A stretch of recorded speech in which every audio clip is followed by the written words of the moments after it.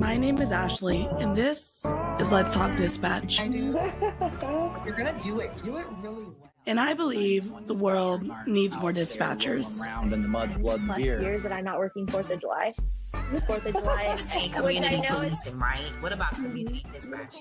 So on this show, with the help of my guests, we will educate, empower, and support the heroes behind the headset. Right. Hello, everybody, and welcome back to another episode here on Let's Talk Dispatch with me, Ashley, the Raspy Dispatcher. And if I am doing my math correctly, which honestly is a 50-50 chance, you should be listening to this in the future, 2025. Hopefully you had a wonderful holiday, rang in the new year safely, whether under the headset or with your family. Hopefully we're all getting a good start going into this new year, and always remembering to prioritize taking care of ourselves so we can continue to take care of each other. Now, before we get started with today's episode, let's go ahead and hear from our sponsors who are still with us heading into 2025. Today's episode of Let's Talk Dispatch is proudly sponsored by Prepared. Their mission is to be public safety's most assistive technology, revolutionizing how we handle emergencies. Prepared is dedicated to saving more lives and making our communities safer. Learn more about how Prepared is transforming emergency response at prepared911.com. Our next sponsor is Zybex Media. Since 2020, Zybex has been creating impactful recruitment films for their customers. Zybex Media offers their expertise, providing a full range of media solutions designed to attract and retain talent for all PSAPs. Visit zybex.com/media to learn more. These partnerships help us continue to spread the message that the world needs more dispatchers. Interested in partnering with us? Head to theraspydispatcher.com. As always, an amazing shout out to our sponsors. Thank you so much for partnering with us, advocating for the work that 911 dispatchers do. It helps us be able to create more resources, go out to these conferences. So if you hadn't had a chance to check them out, make sure to do so ASAP and let them know the Raspy Dispatcher sent you. So for today's episode, we are joined by Director of Parker Counseling and Consulting, who is also the Behavioral Health Coordinator for the City of Hoover out in Alabama.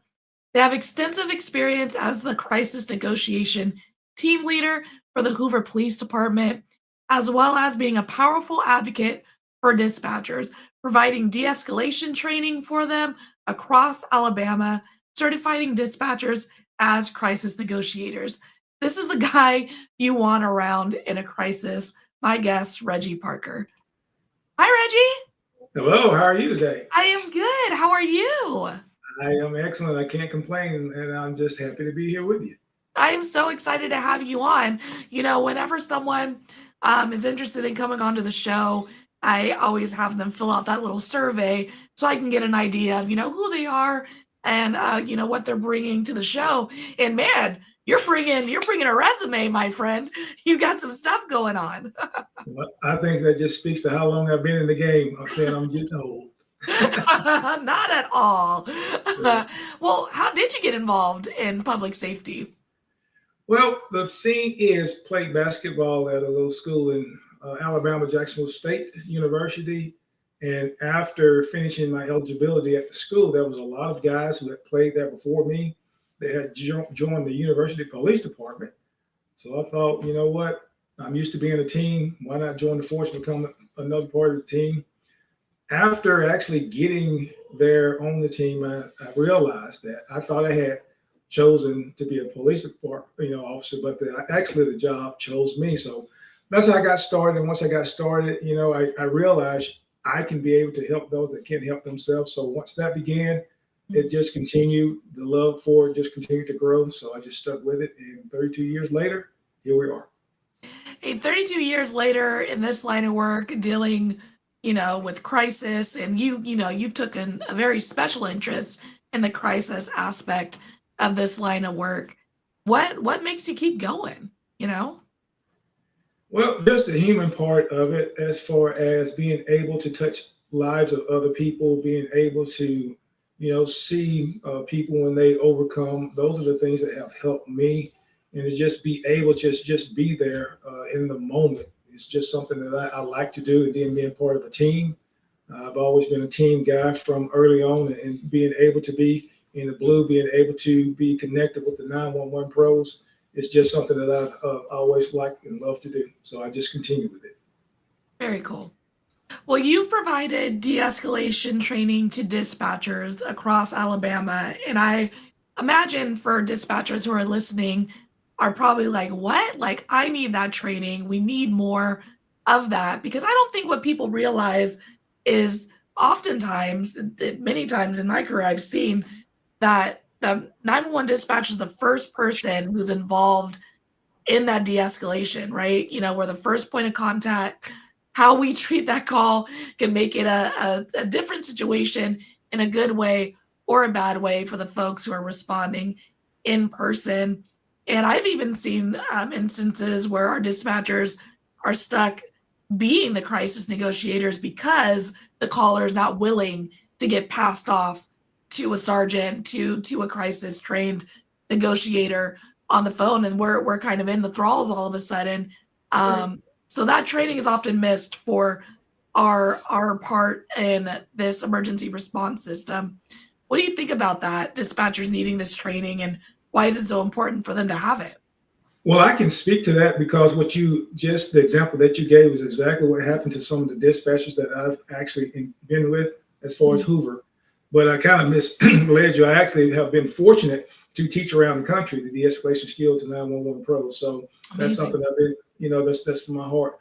But I believe it is important because you guys are the first responders. No matter how you look at it, when that phone rings, you have got to be able to be on point as far as whatever you're handed. And the thing is, I want to be able to provide, the dispatchers with the skill set to be able to handle those things that actually come in front of them. So what I've done is I've been fortunate to get a lot of training. So instead of just giving a cookie cutter approach, I've done things that actually specifically helps you guys as far as when you're dealing with a suicide call, or if you may be tasked with helping out as far as the crisis negotiator. So the things that I've done has been primarily from my experience to help you guys be able to navigate those waters. And the thing what I did in Hoover, I felt like it was so important is I made sure that I had 3 dispatchers as negotiators on my team. I sent them to the FBI negotiator school. I sent them to public agency training council.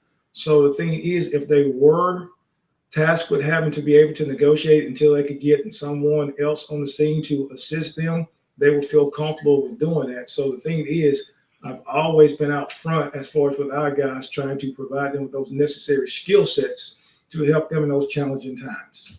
Mm-hmm.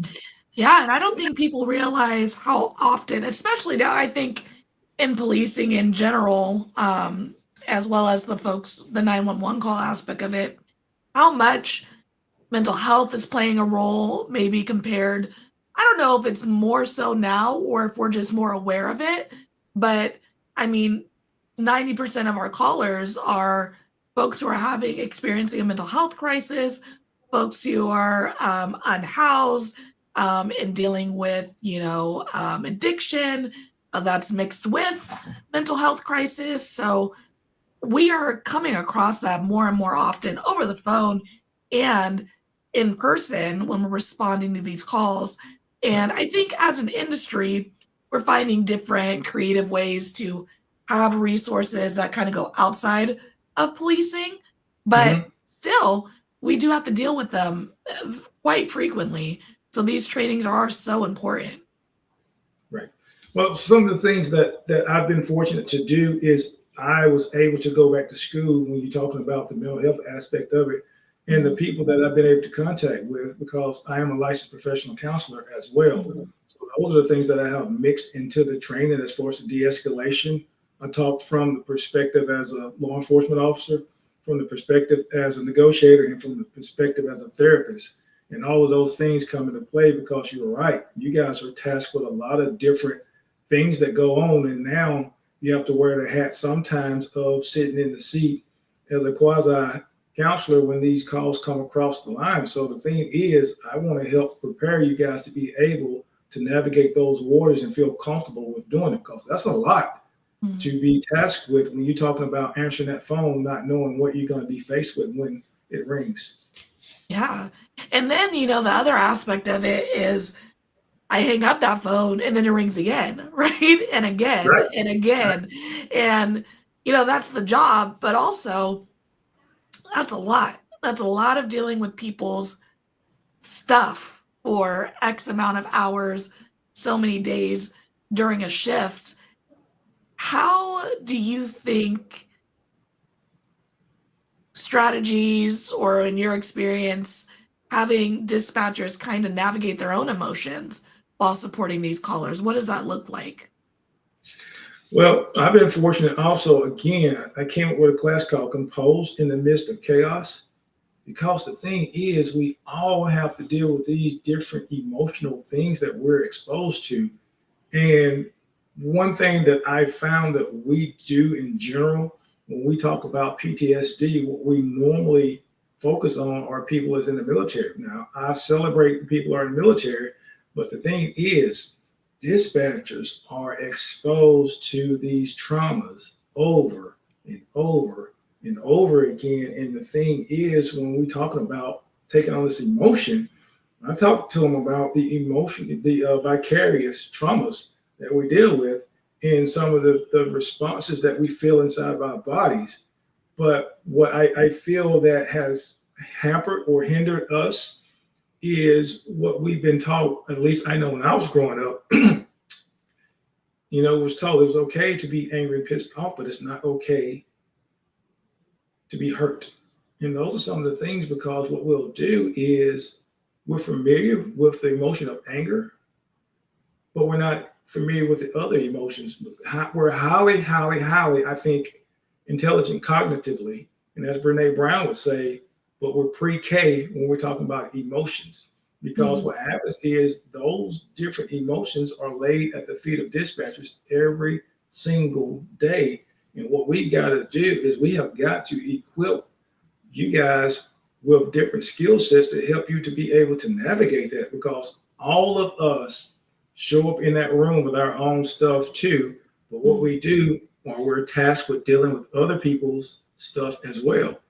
Well, what does that look like as things unfold in your individual life? Because when that phone rings, it doesn't stop ringing, it just keeps ringing. So how do you deal with your own stuff? And that's the things that I try to come in, walk beside the dispatchers and help them to know that what they're feeling is natural. But what we got to do is we got to learn how to unpack it, because we all have emotional backpacks that we walk around with that nobody has assisted us with unpacking. It's so true. I did a keynote in Kansas, and we did an exercise where everyone, got to write kind of their own experience, trauma, their level of comfort, writing it anonymously. And then those cards kind of got exchanged around the room. And then everyone ended up with a card and read the card aloud at a table. So, it really kind of brought back to everyone. We experience all these people's traumas, but we also bring our own stuff into these dispatch centers, into how we handle these callers. And we are so exposed to people's traumas. And I think we forget sometimes that we all have our own stuff too. We are sitting, probably most likely, percentage rise, sitting in a room with a victim as well, while we have folks calling in. And we forget that, I think, quite often. Right. Well, what we do, because the thing is I'm pretty sure you've heard this. Suck it up. This is what you signed up for. And the thing is, I think we forget often about the humanistic part of who we are. We're all humans, and what we have to do, we have to take that in consideration, and we have got to be there for our people. And that's the part that I try to do when I walk into that room, because I know the looks on the faces when terrible things happen, and I walk in the room and there's no outlet. That's just keep going to the next call. And that's the reason I feel like some people leave the profession, because there is no support. No, I agree. I definitely think there's a level of, you know, the old saying like this is the way it's always been, or like you said, this is what you signed up for. And we as an industry supervisors need to really be intentional with providing the continued training so we are preparing, we are preventative rather than responsive, right? Give me the tools to be successful before I need the tools to be successful. So I actually have an opportunity at that success rather than I fumbled through that. It was kind of okay, but it could have been better. Now we're going to implement training to make sure that doesn't happen again. Right, right. I think we got to be authentic because you telling me that you care about me Mm. and then you providing me with resources, that's totally different. And that's the thing that we have got to look at. We have got to provide you guys with the resources to help you to navigate those things. And that's the reason when I walk through the door, I want them to feel comfortable knowing that I'm not only going to call you on the phone and tell you I care, I'm going to show up and show you I care and tell you these are some of the things we need to do to help you to be able to work through the stress cycle. Because a lot of us we get stuck in that cycle because what happens is we're inundated with those same calls over and over and over again, and there's not a real support system. And that's the reason I feel like you and I do what we're doing here today is to let those 911 pros out there know we care and we're here trying to do something about it. Heck yeah. And so tell me a little bit about your counseling and consulting agency. What are the things you offer? What are some services if folks are looking to reach out and receive some training for you? What does all that look like? Well, one of the main things I do is I try to specialize in first responders. And then I need you guys to know I consider dispatchers as first responders because you guys are the first responders. Here's the thing what I do is I know what it looks like. I know what it feels like. I know what it sounds like. I know what it smells like. Because the thing is, when you go out there, although I know you guys are sitting in the room, but you are the voice. We may be the face. And what I know that we need to deal with the anxieties. We need to deal with the depression. We need to deal with the suicidality. We need to deal with the alcoholism because all of that stuff comes about because research says neurobiologically we are wired for connection. And when bad things happen, I know exactly what most of us do. We isolate, and what we try to do is we try to hijack the amygdala to make us feel normal again when we have been exposed to traumatic events. So what I try to do is I come alongside is I specialize in trauma. Yes, I deal with anxiety. Yes, I deal with depression. Yes, I deal with all of the other different things that therapists deal with. But I come at it from a different perspective when I have someone that works in the law enforcement field because I've been there. I've been in the trenches with you guys. I've been in the room sitting with you guys. So I provide a door for people to be able to open up and feel that immediate connection because there's no judgment. And the people that I've been blessed to counsel know there's no judgment. And what we do, we're able to walk up the steps, I feel, a lot quicker because I've had that experience of being in trenches with them. I definitely think there is a level of they get it, you get it, that is super helpful for first responders who are trying to take that step to receive some help, some care, because I was talking to someone else about this. The harder it is to connect or to receive those resources, the more likely the person is not going to get the resources, because the harder it is that we're going to stop, right? This is too hard. Already admitting I needed the help was hard. Now I can't find the right person. My insurance, this, that, and the third.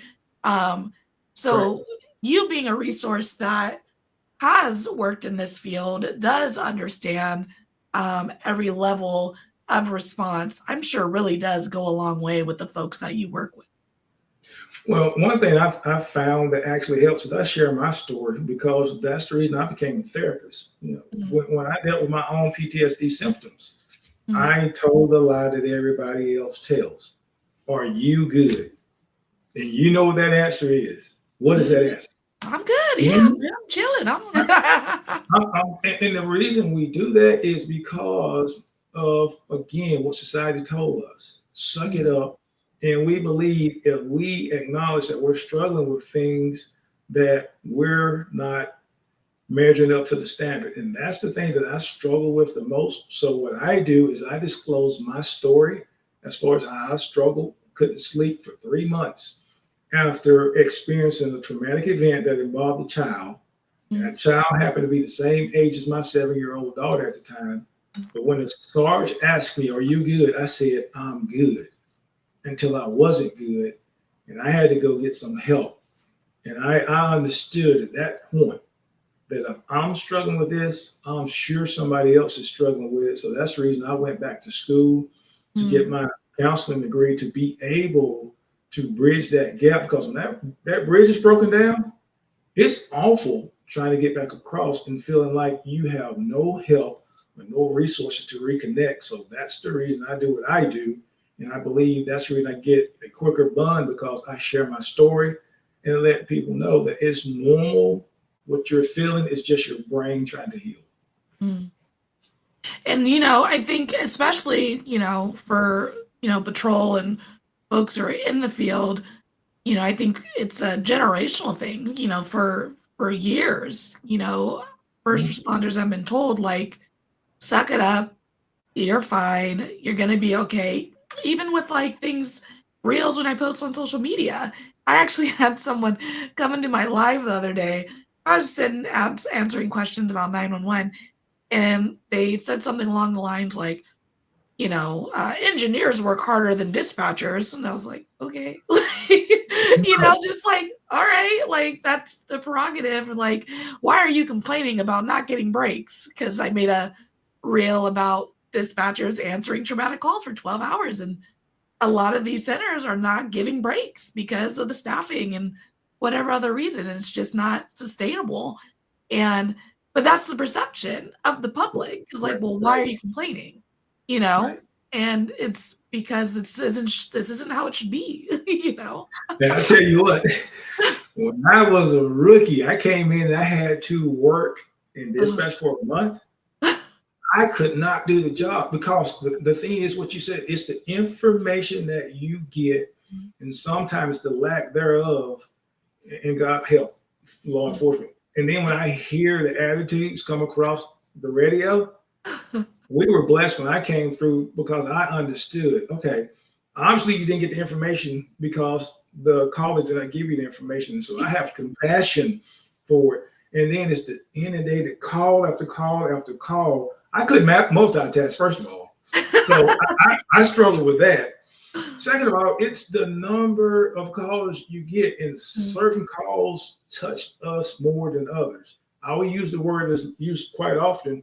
There's a lot of things that are triggering for us, Mm, meaning dispatch, because if you get a call with a child, or you get a call of domestic violence, or you get a call with car wreck, we all have different things that have happened in our life. And all of those things we have to try to put on the back burner. But then after that call's over, what does that look like? And that's the stuff where we struggle. And that's mm. where I feel like I have to step up and help. It's true. And I mean, even looking back, I mean, I've been dispatching since 2018, and I have a memory of when we were in our academy, dispatchers would like pop in and just chat with us and stuff on their Mhm. breaks. And um, I remember one dispatcher popped in and they're like, yeah, this job changes you. And as your life changes, your triggers change. He Yes. was like, kid calls never bothered me because I didn't have kids. Now I have kids.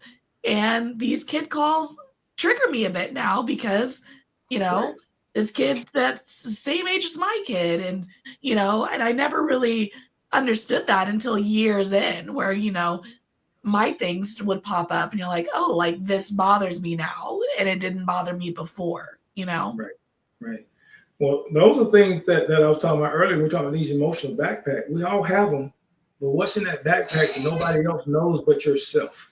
Mm. Because what happens is we don't sometimes have an opportunity to unpack those things Mm. because people have not given us the permission to do so. And what I mean is we hide behind that shield because if I show you who I really am, I feel like I'm going to be judged, especially in this job.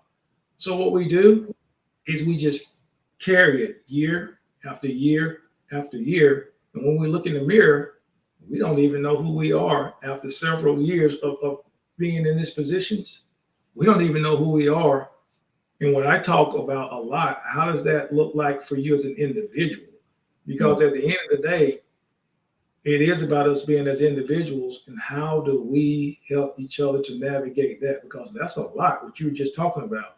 You've been doing this since 2018. Well, look at the number of calls that you had. Or if I were to ask you, what's that one call that really troubled you? When I teach class, I ask, what's that address? And people just can give me that address over and over again. And then I'll ask, who did you talk to about it? And most often it's nobody. Those are the things that we have got to change, I believe. And it's true. And what do you think, or what would you say to, because I think the common response, and I could be wrong, but this might be just my perception. In speaking, I have the privilege to be able to speak to many centers, many people across the states, just as I'm sure you do, who just go, all of this sounds great, Reggie, but we don't have the staffing or the time or the energy to care, to put that energy towards protecting our people, because we're just trying to make sure we're fully staffed and people are answering these phones. What would you say to those centers, which I've gotten that feedback, which is like, this is great, Ashley, but we're busy. Well, one of the things that I've done, and hopefully I'm not the only one that has done this, but what I did in Alabama is I established a peer support team. But most times what I've seen other places, and not a knock on anybody, but I've seen it most often is just either law enforcement officers or it's just firemen. But what I did is I brought everybody into the same room. It's law enforcement, it's dispatch, and it's the fire department. And what I've seen is when we have done the training, when we have provided them with resources, how to be able to assist our people, I found that on average, when we got the monthly numbers, we had 40, 50, 60 contacts a month, because what happened is we found that they were more readily able to reach in and touch people in their areas of focus. And I think it made a positive impact where we are. So those are some of the things that I think we can look at doing without even spending any more money. Just bringing somebody in, teach you how to set up your peer support group and let your people run with it. That's been very successful in our area. That's just one thing we're doing.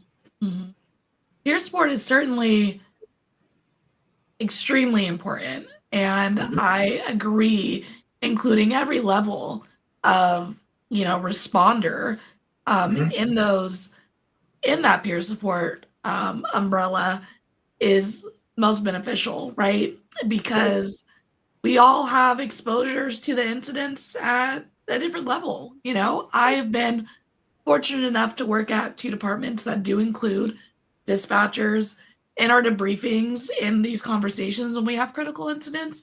I've also talked to many departments who still don't have a peer support team, or definitely aren't including dispatch in a debrief, and this is a huge disservice to the department and to the dispatchers. Well, that's one thing that I made sure, even before we start doing it, we would have critical incidents that would happen. And I was just happened to be close to the dispatch center because, like I said earlier, I had to do the training for a month, and it made a big impression on me. So anytime that we would have a major event, I would make sure to go in and check on them.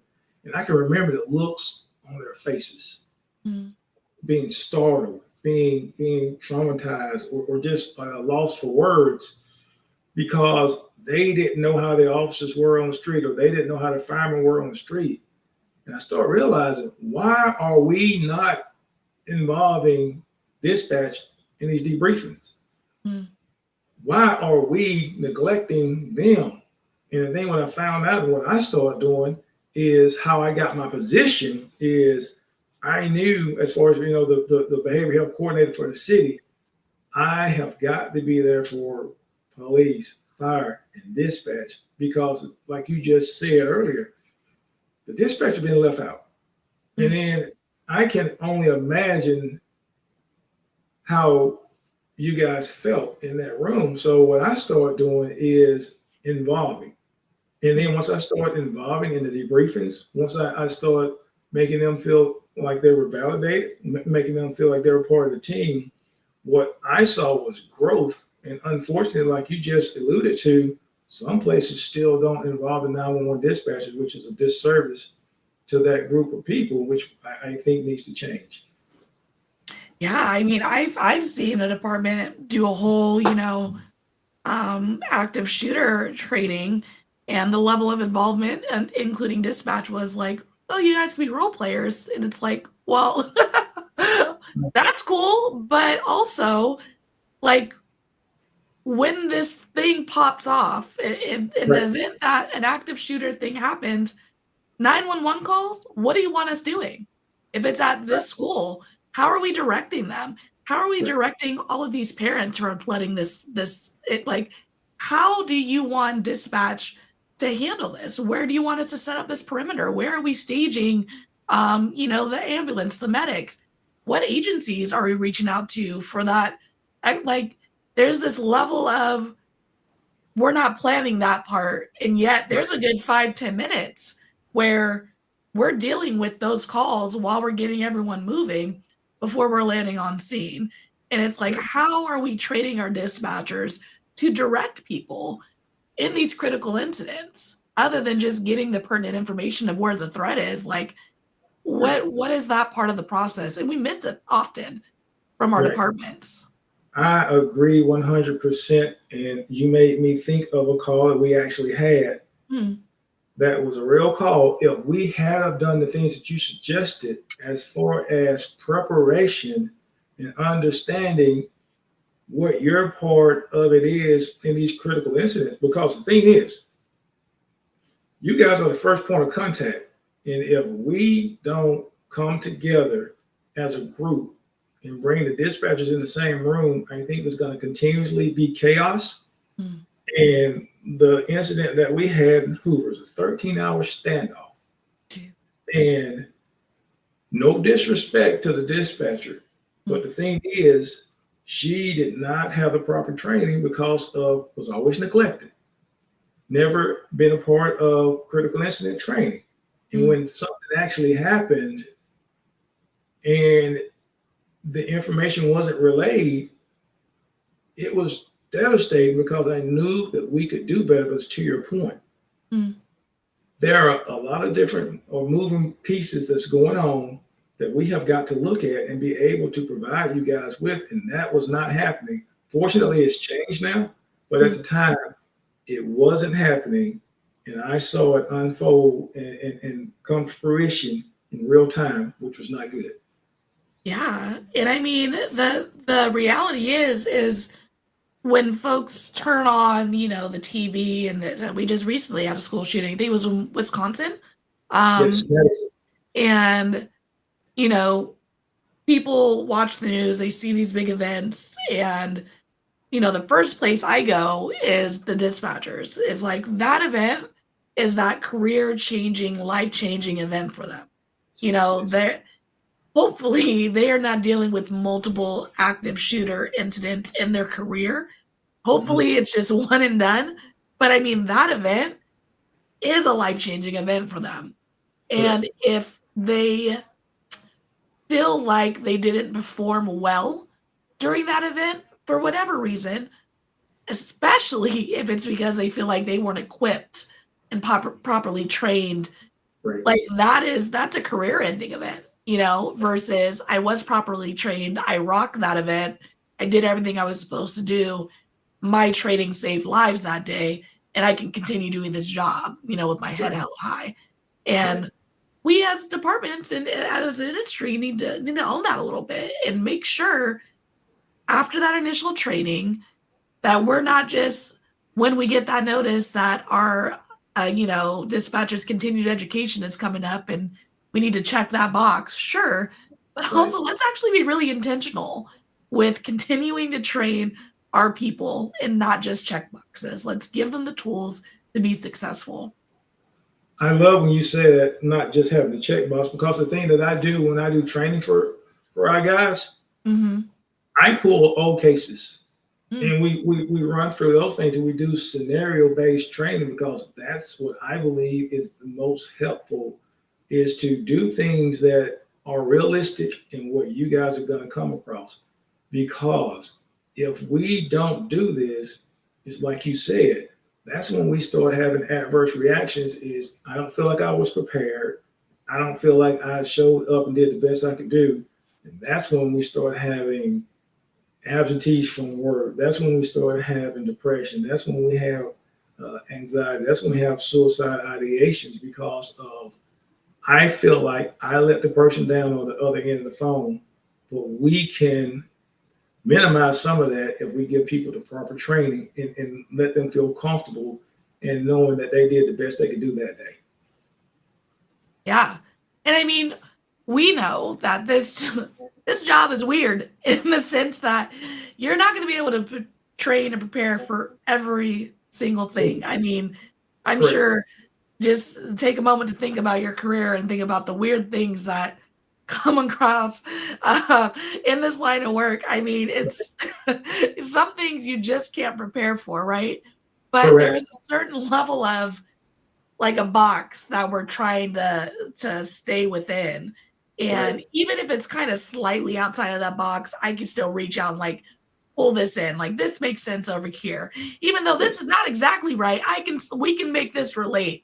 And so even if it's a lot of gray, we can still prepare and take some of the knowledge from the events, the scenarios, as you said, and adapt it to a very gray area situation. Yes, ma'am. I agree 100% with you. And that's what we got to do. You got to give people something to be able to reach out. I love the way you said it, and be able to pull it back in and make it useful during that critical period of time. So we can do that at least, because like you said, Murphy will show up. It may be similar, but Murphy is going to show up. It's a law, he gonna arrive. But the thing is, what I've seen from my experience is when you give people the tools and then they have a certain level of confidence, even if things don't go quite right, they still have a higher sense of self-esteem than without having anything to draw from. So that's what I've seen from my experience. Yeah, and especially for our trainees, right? I mean, the feedback that I get from folks, I deal with a lot of, baby dispatchers and aspiring dispatchers, is them feeling extremely overwhelmed, which is a natural feeling in the beginning of your career. But that feeling shouldn't continue, right? It should decrease. And if our trainees are not feeling a natural decrease, because it's not just going to turn off, unfortunately, but a natural decrease, which is happening because they're feeling more confident, they're feeling more well-trained, they're feeling validated, they're feeling empowered. If we're not creating a system that eases them into this tough job in that manner, there's no buy-in. They're looking for other jobs, as they should, because maybe that isn't the right department for them. But, we're short-staffed. We need to get butts in these seats. And sometimes we kind of miss this really important part of an individual's career, which is empowering them, training them, and giving them those fundamental tools to be successful in this line of work. Oh, that's very important. And the thing is what I've tried to do. I tried to come along Mm, aside you guys and add the emotional piece of it, mm. because that emotional part of that, we got a place here. You in California, correct? Correct. What do you have out there? Disney World. What do you have out there? We have Disneyland. Disneyland. Well, we have Six Flags here, and what I Okay. always talk about is the emotional roller coasters. Mm. And a lot of things people have, they have the emotional roller coasters that nobody wants to help them to deal with and to navigate. And when you talk about tools, yes, we need to train it, but we need to also deal with how is this impacting me as an individual?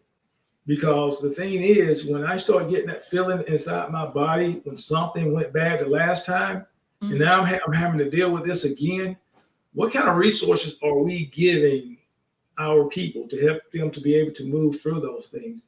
And that's the reason I feel blessed that I'm able to provide the mental health piece of it, because sometimes we're always second guessing ourselves in that, like I like to call that, movies playing in our head. And sometimes we try to go in there with our lonely logic and try to figure out, well, how can I change it? And don't have anybody to really be there for them to be able to walk through that dark place with them. And that's where I feel blessed to be able to jump in, step in, and walk through those dark areas with them and let them know it's normal, it's natural what they're feeling. And then what we do is we put some therapeutic pieces together and be able to get them back regulated and to be able to move through those areas. Because like you just said, if we don't do that for these guys, they're going to leave the industry. And they would be right to do so, right? I think one of the things that, are saying here at the Rouse Dispatch is, the world needs more dispatchers. And the truth is, though, we need more dispatchers, but we need more happy dispatchers. We need more supported dispatchers. We need more people that Right. enjoy doing their jobs, right? And if, for whatever reason, if you're 5 years into dispatching and not feeling it anymore, if you're 30 years in, like at any point, this is not serving you, please make a pivot and protect yourself, protect your space, but our department should be making it so it's really hard for someone to leave rather than a really easy decision to leave. True. Fortunate with the department where I am right now, actually taking those steps. It took a while though, because what happened is sometimes we have that old school mentality, which I know we all have it, but we have different generations and people navigate life a little bit different. So what we got to do is we got to come along every individual and be able to support them however they need to be supported. Because I know you've been doing this for a while, but we all experience trauma different ways. And what we got to do is we got to be able to come alongside people and help them. And I think it's imperative for leadership to understand that and to be able to support that so people can feel appreciated, so people can feel validated, so people can feel like if something goes wrong, people are going to support me. If I have a mental health setback, I'm going to be supported and not looked down upon. And I think that's what management has got to be able to do nowadays, is to be able to support people even when we have a mental health deficit, because for far too long, there's been too much of a negative stigma put behind mental health. And that's the reason people won't come forward for the help that they need. So that's the reason I try to stand in the area that I'm standing to let them know that there's no shame when you have a mental health deficit. We're here to also walk alongside you in that area as well. Heck yeah. I mean, there's a stigma for taking a sick day, right? Like, let alone, some mental health time. Like, people, even myself, I have to hype myself up to call out. I could be in the hospital attached to an IV, and I'm still doing breathing exercises before I make this phone call. Right. Like valid sickness, but still really nervous about Hey, calling out. I'm with you. I teach this. I think I do pretty good teaching it, but I may have a C+ sometimes because of how I grew up so long ago, meaning suck it up, be a man. Yeah. I'm like, what's that even mean now? Mhm. But when I have to dial the number to call in, I'm like, And then you're coughing like extra, like like yes, you hear that, right? You hear that, right. I'm mucus? like, yeah, I'm I like, swear I'm sick. right. So, but it's the stigma, and the thing is this is what I struggle with so much, Mm, because I did all the tough jobs, and yeah. I went to 3 SWAT schools and all this other different stuff. And this is what I found myself doing. I had to actually tell myself, stop. If a critical incident were to occur, what I would do, the ones who I felt like were the tough guys, I would look around and see how they were responding. Mm, I'm thinking, they look like they're doing okay. I know I'm struggling, but I can't let them know I'm struggling. So if they ask me if I'm okay, yeah, I'm good. And that's what I think a lot of us still do. And we don't take care of ourselves. And that's where we all struggle individually.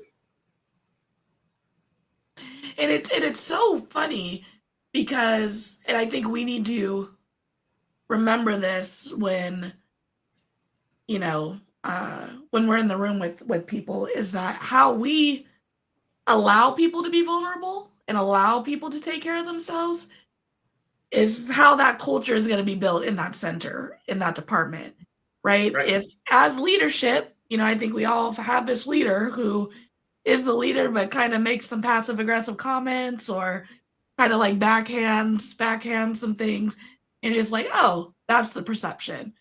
But Mhm. if we create an environment where, like me, I always say, like, if I get forced in because someone calls out, I always vocally say, hey, you're sick, you're sick. Like I have no problem holding over, coming in early if someone's sick, like by all means. And And I that's what want, I have want done. them to know. That's what I have done Mhm. is over the last several years, I let people know it's okay not to be okay. Now we don't want you to stay there, but it's part of life. It's Mhm. part of being human. Having emotions is what it means to be human. And Mhm. what I try to do is I convey that message over and over again because for far too long, I tried to hide behind that 20-ton shield that was not working, but I fell prey to suck it up, which don't do that. When you're feeling that you need some assistance, please reach out and get the assistance that you need Mhm. because people care and we want to help. Huh. Well, what steps do you think our 911 centers, leadership, and departments in general can take to better support their people? I think you need to find those people that are willing to help, meaning peer support. Or if you're fortunate, like our department, be able to get somebody with mental health training that wants to take the lead as far as being able to go around and check on your people. I Mhm. think leadership has got to actually participate in some of the programs that they're actually supporting because I feel like when the people see leadership actually being out front when it comes to mental health and supporting those things and supporting everybody as far as when there is a setback, I think that's very important to lead by example and not just sit there and talk about it because when we as individuals see the leaders doing it, I think it is more receptive from everybody once we do that. Those are some of the first steps I think that's very important to do. And if we see that happening, I think what it will do, it will continue to expand and continue to grow. It's true. We, what's the old, remember the Titans. Attitude reflects leadership, Captain, Yep, right? Like yep, if my leadership is not representing the way that they want me to be, then it's kind of hard to act that way and lead in that way if the leadership's kind of failing. And also leadership, it's okay to say we could have done that better. right, Like we right, can learn from that, we can do that better, and we're gonna do that better. I right. think sometimes, especially I've witnessed in law enforcement, we get promoted up. So we've been doing this X amount of time. You're great at this job. We're going to put you in this leadership role. And then we're going to expect you to know how to be a leader, to know how to be a manager. And it's like, wait a minute, I was on SWAT for 15 years. I actually don't know how to do this spreadsheet. And what do you mean I need to manage this? And, you know, Right. and we forget to train our leaders, our managers. We forget to give them that support. So give your leaders grace. They probably didn't receive the training either. But Right. as leaders, we need to be intentional in getting that knowledge so we're able to instill it in the people we're supervising and managing and leading. I agree 110% because unfortunately that happened to me. When I got promoted, they put me in investigations. Uh-huh. What do I do with that? But the thing is, my personality, fortunately, I was able to ask the guys to help me to be able to come up to speed.